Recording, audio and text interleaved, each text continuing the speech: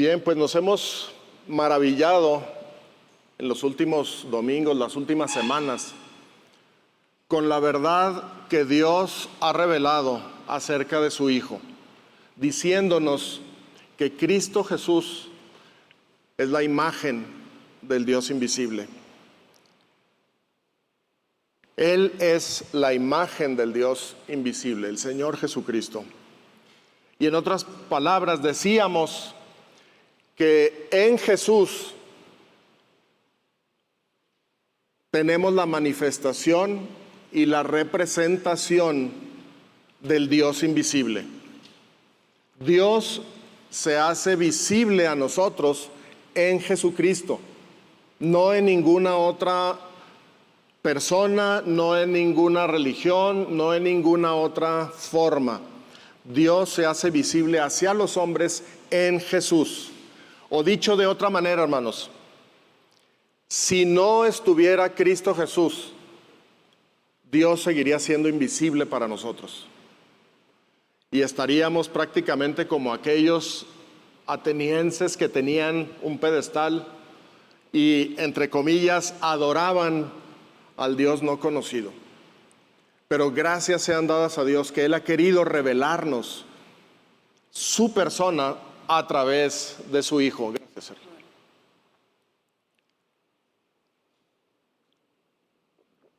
Quiero aprovechar también porque ahorita comentaba Andrés que somos pocos, que hay muchos jóvenes y otras personas fuera debido al campamento, pero también veo muchas caras nuevas, por lo menos para mí, no conocidas, visitantes, visitas, y nos da mucho gusto que estén por aquí. Nada más levanten su mano quienes están ahorita por primera vez, segunda vez, porque quisiera pedirle a los hermanos de esta congregación que cuando vean esas manos levantadas, al final se acerquen y les den un buen saludo. Bienvenidos, están en su casa, Dios los bendiga. Bienvenidos.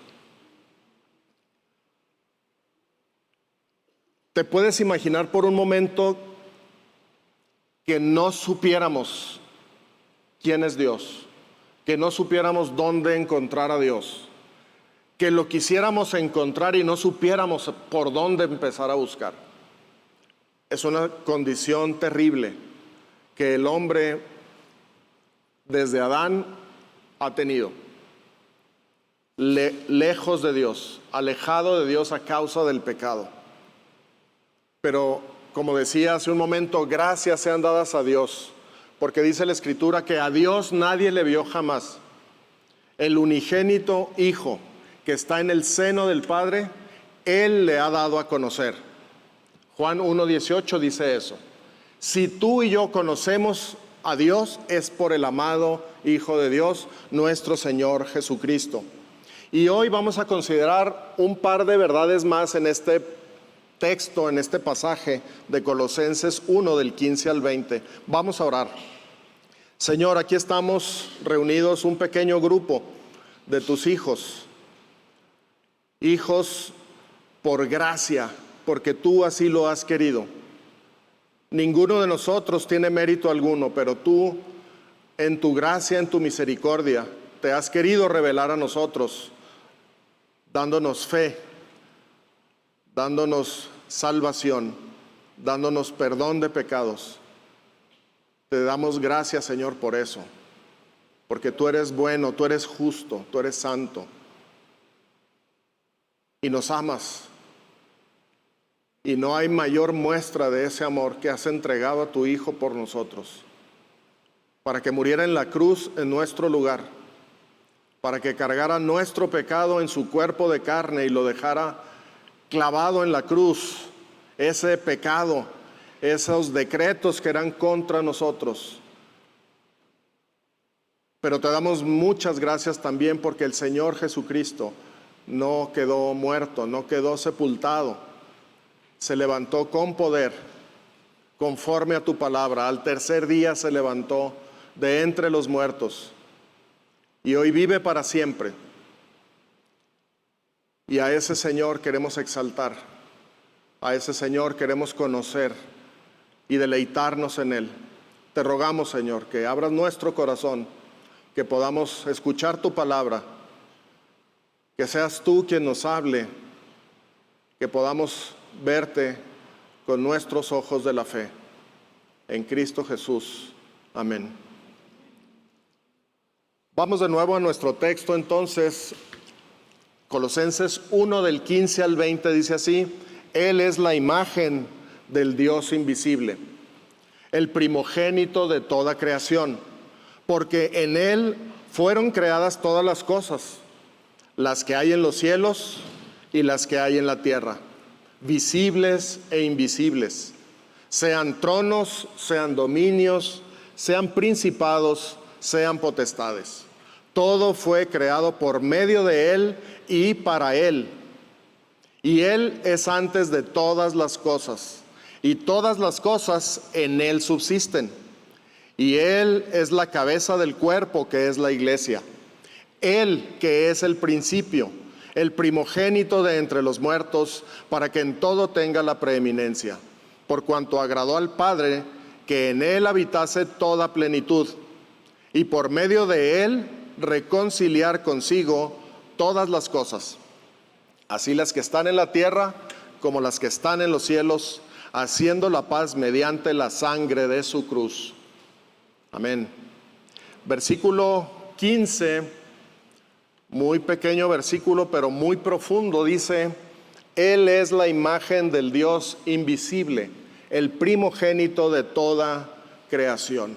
Y esta expresión, el primogénito de toda creación, a través del tiempo en la iglesia, ha generado algunos problemas, algunos conflictos, porque algunos han interpretado este pasaje como diciendo que Jesucristo fue creado. Tal es el caso de un obispo de allá de por el siglo III, un obispo de nombre Arrio, obispo de Alejandría, que llegó a decir que Jesucristo no era totalmente Dios, sino que era un ser creado por Dios. El primero sí, quizá el más importante, pero creado a final de cuentas. Hermanos, esto es una doctrina falsa. El Señor Jesucristo no fue creado. Esa doctrina se conoce como arrianismo, pero esa falsa doctrina, esa falsa enseñanza ya fue combatida allá por el 325 en el Concilio de Nicea, en donde se reunieron los padres de la iglesia de aquel tiempo, los líderes de las iglesias, a discutir sobre este asunto, y tomando como base la Escritura, concluyeron que Cristo es eterno y de la misma esencia de Dios, no una creación.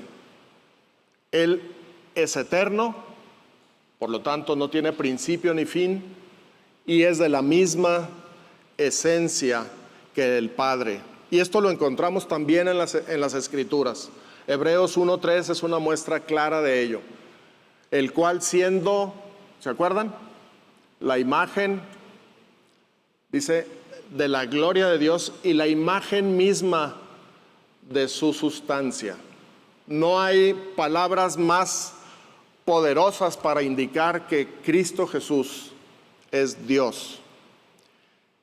Entonces, esta palabra primogénito, tan cerquita de la palabra creación, quizá fue lo que provocó esto. Entendiendo erróneamente que Cristo era parte de la creación, cuando sabemos por la Escritura que Cristo hizo la creación, hizo el universo, que también lo podemos leer en Hebreos, por el cual asimismo hizo el universo, por el Señor Jesucristo. Lo hemos dicho, los niños, los adultos lo dijeron ahorita de memoria, porque en Él fueron creadas todas las cosas, las que hay en los cielos y las que hay en la tierra, visibles e invisibles. Todo fue creado por medio de Él y para Él. No hay duda en cuanto a la doctrina de que el Señor Jesucristo es 100% hombre y 100% Dios. Pero esta palabra primogénito entonces quizá generó, y vamos a tratar de explicar brevemente sin llegar a mucha profundidad, diciendo que esta palabra primogénito viene de la palabra prototokos, que a su vez se compone de dos palabras, protos y ticto. No se me confundan con alguna aplicación. Protos significa primero y ticto quiere decir engendrar. Pero la palabra también tiene otras acepciones, como ocurre en otras palabras de nuestro idioma. Las otras acepciones son antes de, superior a o primero que algo. Entonces, hermanos, para entender el significado preciso de la palabra, necesitamos estudiar el contexto en el cual está dicha esa palabra. ¿Me siguen hasta aquí, hermanos? Dependiendo entonces del contexto, podemos describir a alguien que ha nacido primero, primogénito en su primera acepción, pero también podemos describir a alguien que es antes de o superior a o primero que algo. Esto lo tenemos muy claro en el versículo de Lucas 2, versículo 7, cuando se habla de primogénito como palabra con el primer significado del primer nacido en una familia. Hablando de María, dice este pasaje, y dio a luz a su hijo primogénito y lo envolvió en pañales y lo acostó en un pesebre porque no había lugar para ellos en el mesón. ¿Qué quiere decir esto? Que Jesucristo es el primer nacido en la familia de José y María. Vinieron otros hermanos después, según la Escritura. Tenemos los nombres de estos hermanos del Señor Jesucristo. Pero esta, como les decía, no es la única acepción. No cada vez que leemos primogénito vamos o tenemos que entender el primer nacido de una familia. Por ejemplo, vamos a Colosenses 1:18, que dice, hablando de Cristo, y Él es la cabeza del cuerpo que es la iglesia. Él, que es el principio, el primogénito de entre los muertos, para que en todo tenga la preeminencia. Si se fijan ahí, primogénito de entre los muertos, lo que está diciendo es el primero de entre los muertos. ¿El primero en qué, hermanos? El primero en resucitar.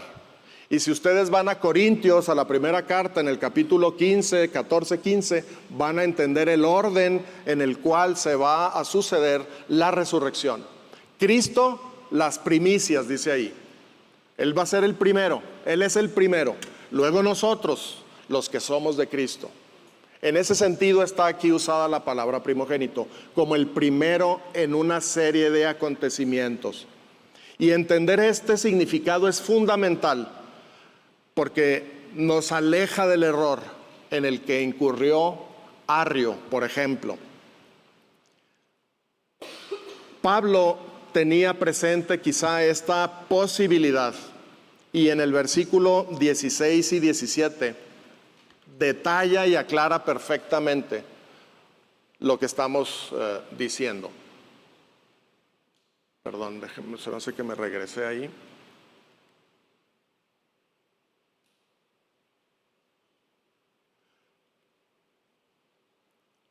Más bien, perdón, antes de llegar al versículo, todavía estamos en el 15, y si hacemos una paráfrasis con este significado, ¿sí entendemos lo que es una paráfrasis? Una paráfrasis es una explicación que queremos hacer para llegar con más precisión a describir lo que algo significa. No estamos cambiando el significado, sino estamos tratando de usar palabras que nos ayuden a comprender con mayor precisión. Y en el caso de Colosenses 1:15, podríamos hacer esta paráfrasis. Lo ven ahí en pantalla, ¿verdad? Dice así: Él es la imagen del Dios invisible.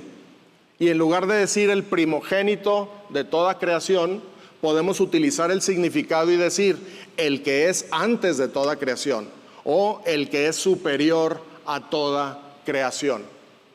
Y no estamos violentando el texto porque esa palabra primogénito significa esto que estamos escribiendo aquí. Esto es solamente a manera de ejercicio para entender lo que Pablo está diciendo cuando nos dice que Cristo es el primogénito de toda creación. Lo que está diciendo Pablo es que Cristo es superior a la creación.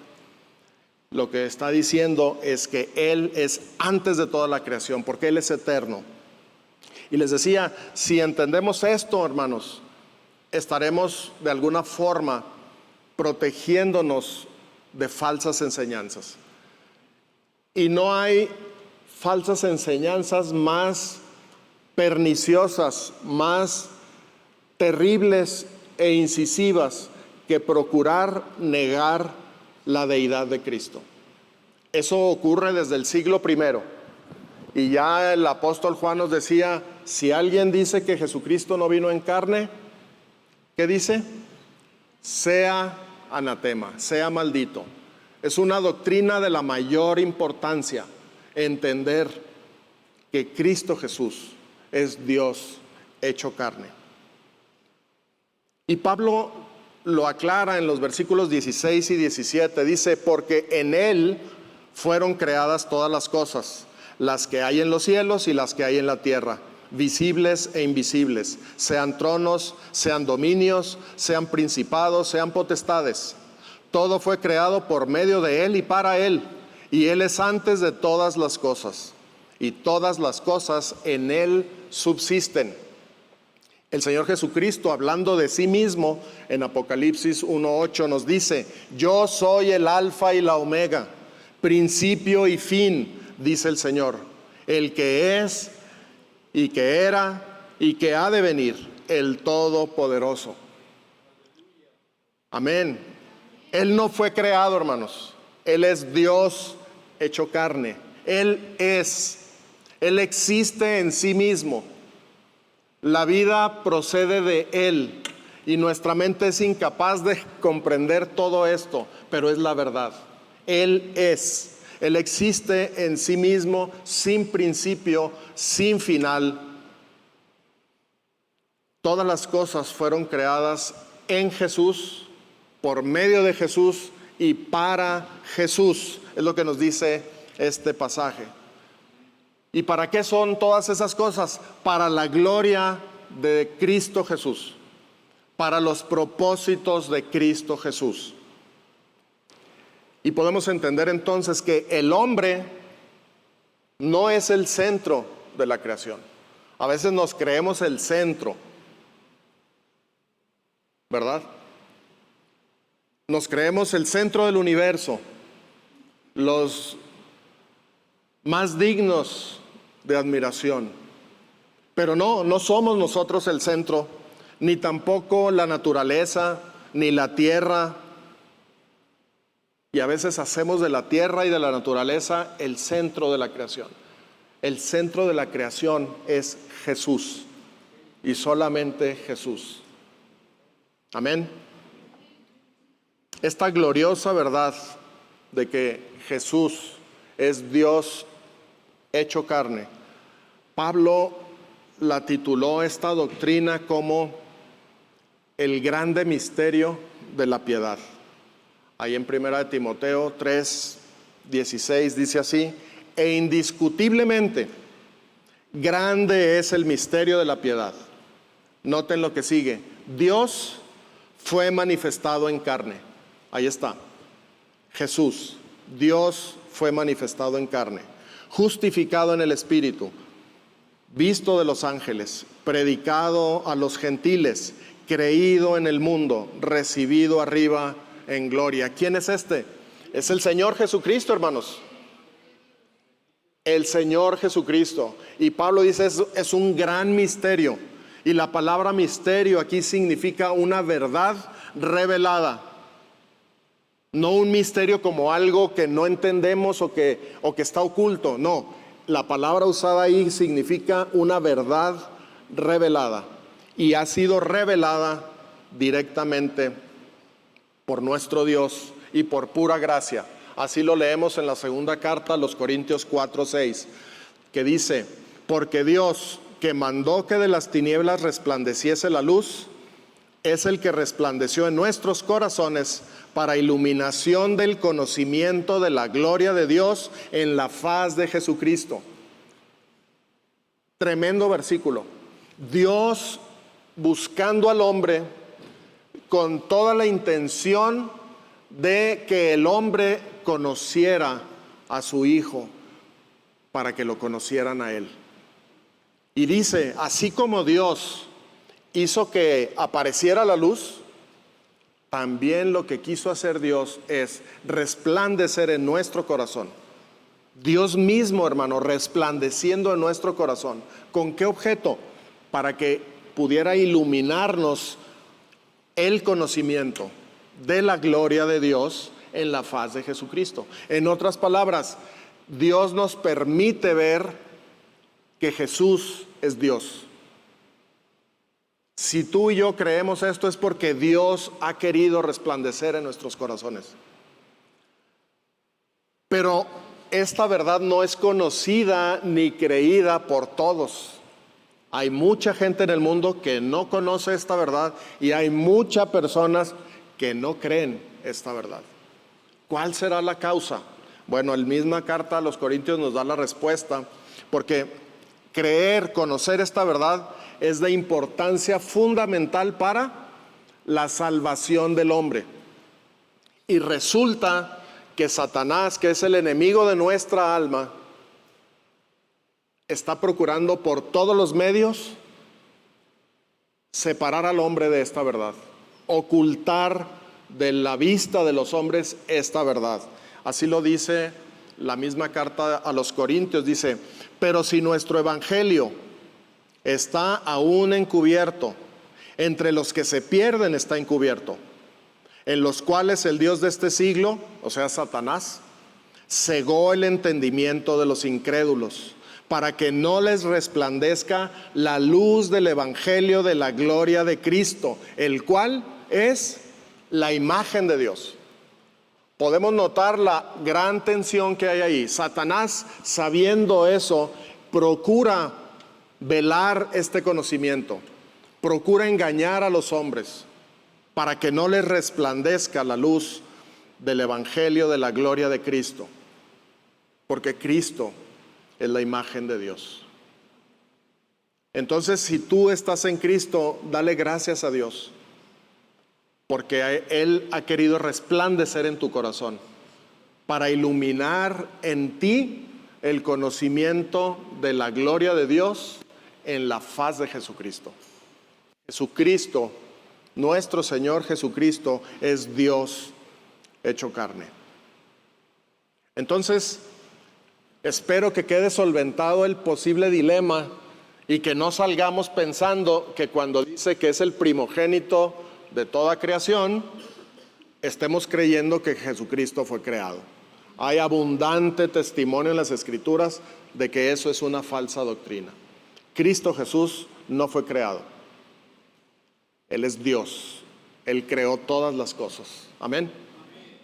Ahora, cuando Pablo dice, volviendo acá a Colosenses, versículos 16 y 17, cuando dice: porque en Él fueron creadas todas las cosas, las que hay en los cielos y las que hay en la tierra, visibles e invisibles, sean tronos, sean dominios, sean principados, sean potestades. Nos está dando una lista extraña de cosas creadas, ¿no creen? Quizá Pablo pudo haber dicho, como quizá algunos de nosotros hubiéramos dicho: dame ejemplos de las cosas creadas por Dios. Algunos habríamos dicho el mar, habríamos dicho las altas montañas, o los planetas más espectaculares que conocemos como Júpiter, Saturno, o la Tierra misma con todas sus maravillas. O podríamos pensar en los animales más magníficos de la creación. Pudiera ser un león, pudiera ser un rinoceronte, pudiera ser un águila, pudiera ser una orca, temibles pero preciosas, ¿no? Pero Pablo, en lugar de mencionar todas estas cosas, menciona 4: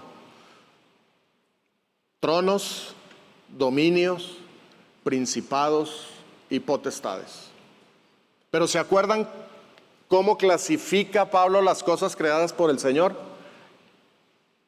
Y Patricio nos los dijo con toda claridad: visibles e invisibles. Estas cosas que está poniendo Pablo como ejemplo pertenecen a las cosas invisibles. Y se refiere a gobiernos, autoridades, a los gobernadores en las esferas celestiales. Estas potestades, estos principados son seres espirituales, angelicales, que gobiernan ciertas regiones celestiales. Y para tu información y la mía, hermano, hay potestades, principados y potestades buenos y otros que son malos. Y los segundos, las potestades malas, los principados malos, hacen guerra contra ti y contra mí, seguramente todos los días. Eso nos lo dice Efesios, capítulo 6, del versículo 11 al 12, dice, ¿sí lo tenemos? Vestíos de toda la armadura de Dios, para que podáis estar firmes contra las acechanzas del diablo. Porque no tenemos lucha contra sangre y carne, sino contra principados, contra potestades, contra los gobernadores de las tinieblas de este siglo, contra huestes espirituales de maldad en las regiones celestes. Qué impresionante. Estos principados y potestades de los que habla Pablo pueden caer en esta clasificación: huestes celestiales de maldad, gobernadores de las tinieblas, dice ahí. Sin duda, fuerzas terribles que hacen lucha con nosotros, y Pablo nos dice: pónganse la armadura, porque tienen que presentar batalla ante esto.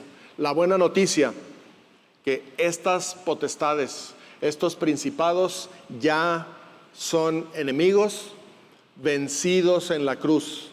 Ahí tenemos el versículo, Colosenses 2:15, y despojando ¿a quién? A los principados y a las potestades, los exhibió públicamente, triunfando sobre ellos en la cruz. Amén, efectivamente, amén, gloria a Dios, porque Él ya los venció, ya trató con ellos, y en la cruz los exhibió, los derrotó, triunfó sobre ellos.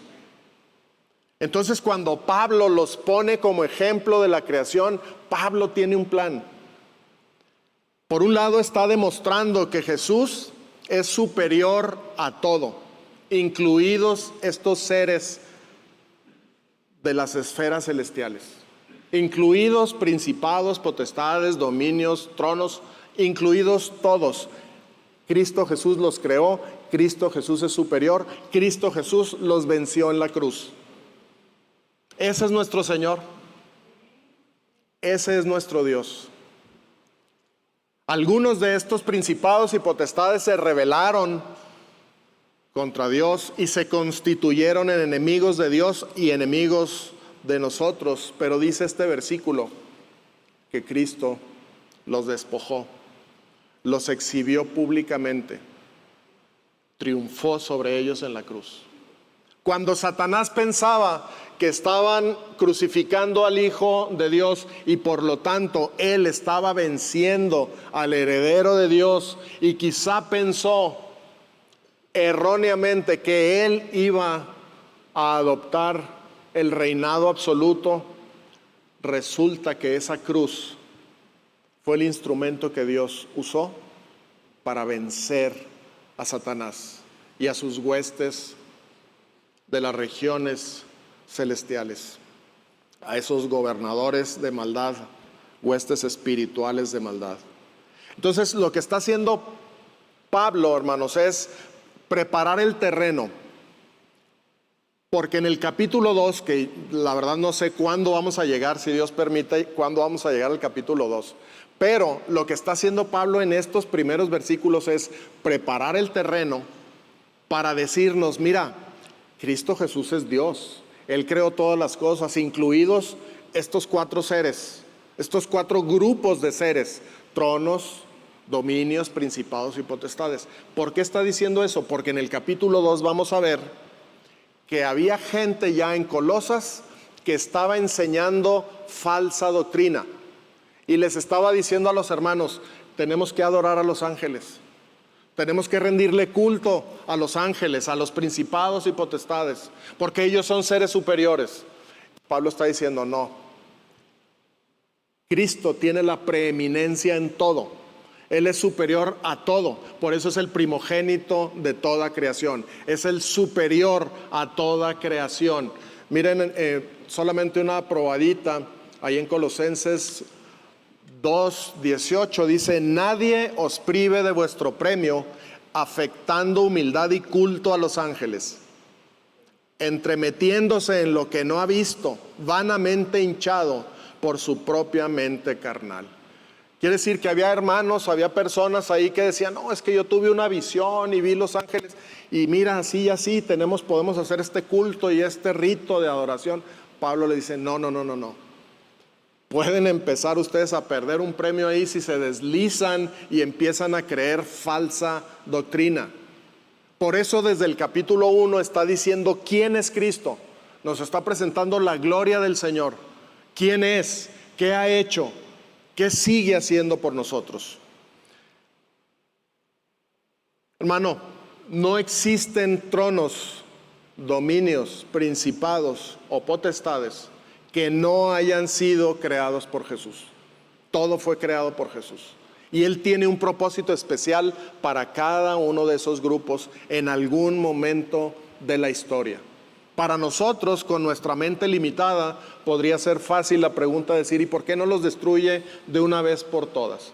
Bueno, Dios tiene planes, tiene tiempos, tiene propósitos, y Él sabe mucho mejor que nosotros lo que conviene. Pero todos estos seres espirituales, angelicales, están ahí para un propósito particular de nuestro Señor. Y como les decía hace un momento, hay principados y potestades que permanecen fieles a Dios, como los que nos menciona la carta a los Hebreos, hablando de los ángeles. Dice: ¿no son todos espíritus ministradores, enviados para servicio a favor de los que serán herederos de la salvación? Esos son los ángeles, son espíritus ministradores. Cuando dice espíritus ministradores, lo que está diciendo son siervos de Dios. Ministrar significa servir. Un ministro es un siervo. Y los ángeles son espíritus ministradores que Dios envía, ¿para qué? A favor de nosotros. Quizá, no sé, pero quizá de aquí podemos tener el tema del ángel de la guarda, ¿no? Que de niños nos dice, ¿no? Lo que sí sé es que Dios dice: yo tengo legiones y legiones de ángeles que me son fieles y que están enviados a favor tuyo. A favor tuyo. Pero también hay otros que no permanecieron fieles, como nos lo dice Pedro ahí en su segunda carta, capítulo 2, versículo 4, que dice: porque si Dios no perdonó a los ángeles que pecaron, sino que arrojándolos al infierno, los entregó a prisiones de oscuridad para ser reservados al juicio. Esos también son potestades, principados, pero se rebelaron, pecaron contra Dios, y para ellos no hay perdón. Esto lo pueden encontrar ustedes aquí y también en Hebreos. No hay perdón para los ángeles. El hombre puede alcanzar perdón a través de Jesucristo, los ángeles no. Pero es otro grupo de posibles potestades o principados. Y tanto a los buenos como a los malos, por así decir, todos ellos están bajo la autoridad de Jesús. Así lo leemos ahí también en Colosenses 2:10, que dice: y vosotros estáis completos en Él, que es la cabeza ¿de quién? De todo principado y potestad. Entonces, por más terrible que podamos imaginar nosotros a los espíritus malos, a los demonios, a los principados, a los ángeles que pecaron, hermanos, siempre recuerda, están sujetos bajo la autoridad de Cristo. Y Cristo es nuestro Señor. Y Cristo mora en nosotros. Y estamos completos en Él. Y le podemos dar gracias porque Él los venció en la cruz. Los exhibió. No debemos adorarlos. No debemos rendirles culto. Y tristemente hoy en día esta práctica de rendir culto a los ángeles sigue muy vigente en muchas sociedades, en muchas culturas, México incluido. De repente te llegan, no sé cómo llamarles, pero mensajes por WhatsApp o quizá en TikTok, no sé, oraciones a los ángeles, imágenes, fórmulas para adorarlos. Eso no tiene parte para todo aquel que está en Cristo Jesús, porque esos ángeles también son creación de Dios. El único que merece nuestra adoración, nuestro culto, es Cristo Jesús. Para concluir, hermanos, vamos a ver la última parte del versículo 17 de Colosenses 1, que dice: y todas las cosas en Él subsisten. Eso quiere decir que en Jesús todas las cosas, tanto las visibles como las invisibles, mantienen su consistencia. Otra vez, cuando dice que en Cristo Jesús todas las cosas subsisten, lo que está diciendo el apóstol es que todas las cosas mantienen su cohesión, su consistencia en y gracias a Jesús. Si no estuviera Jesús, si Jesús no fuera Dios, todo se desintegraría. Nosotros, la Tierra, nuestra galaxia y el universo entero. ¿Dónde está colgada la Tierra, hermanos? ¿En dónde está colgada la Tierra? No, este púlpito está descansando en esta plataforma. Yo estoy descansando en mis pies y en la plataforma y en el piso y en la tierra. Pero la tierra, ¿en dónde está? Está suspendida en el espacio. ¿Quién sostiene? ¿Por quién subsiste la tierra en esa forma? Por Cristo Jesús. Por Cristo Jesús, hermanos. Todas las cosas en Él subsisten. No se desintegran porque Cristo es Dios. Y entonces cuando veamos el planeta en algún documental de quizá National Geographic o algo parecido, dale gracias a Dios, diciendo: Señor, eres poderoso, todopoderoso, y sostienes la tierra sin que exista una base, sin que exista una cimentación. Yo soy ingeniero civil, o por lo menos eso estudié hace muchos años, y recuerdo y sé que lo más importante de un edificio es la cimentación, lo que sostiene todo el edificio. Les platicaba hace años, Osvaldo se ha de acordar muy bien, que estábamos incursionando en el modelo de negocio de edificios verticales, de vivienda.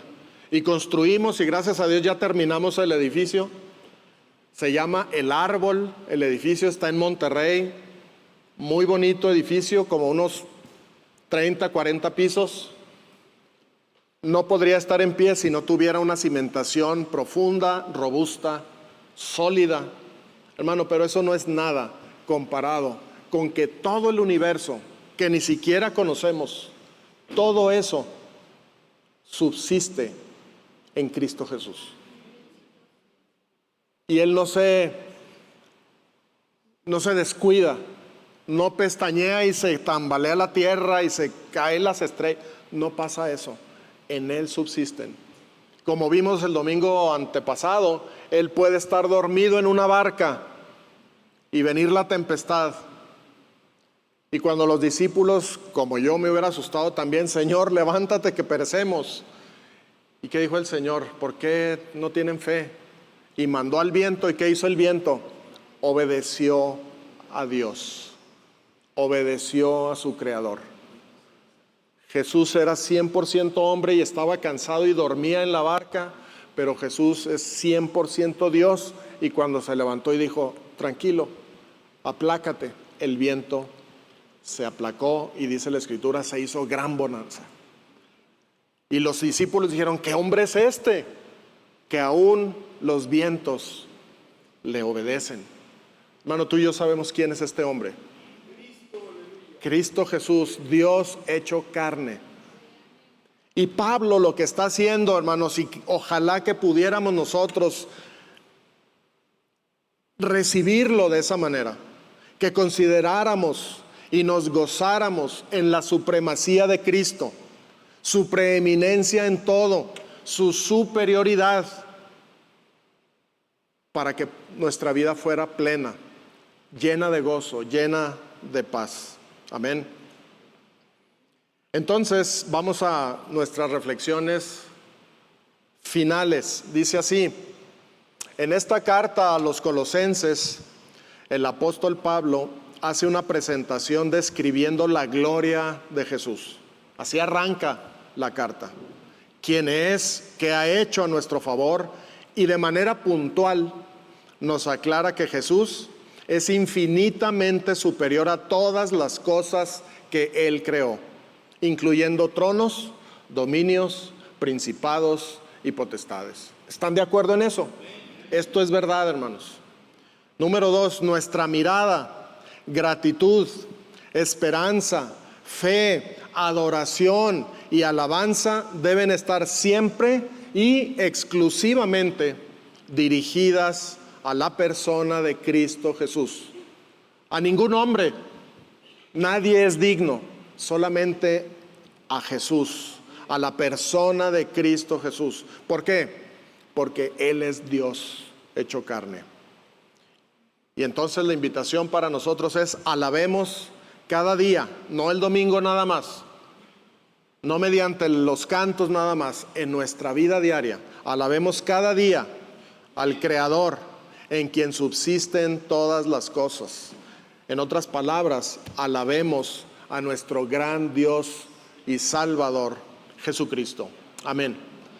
Gracias, Señor, te damos por tu palabra. Gracias te damos porque tú eres bueno con nosotros y nos has querido revelar tu identidad. Y hoy sabemos que tú eres Dios, el único Dios vivo y verdadero. Gracias, Señor, te damos porque quisiste por pura gracia darte a conocer a nosotros. Concédenos que esta verdad no se nos haga algo rutinario, algo simple, algo que quisiéramos dar vuelta a la página y, según nosotros, procurar encontrar otros misterios, otros tesoros de sabiduría. Recuérdanos que todos los tesoros de la ciencia, de la sabiduría, están reunidos en Cristo Jesús. Bendito sea, Señor. Yo te ruego que cada uno de los que estamos aquí podamos gozarnos glorificándote, dándote gracias por quién eres y cómo nos has revelado tus planes. En Cristo Jesús te bendecimos. Amén. Amén. Gracias, hermanos.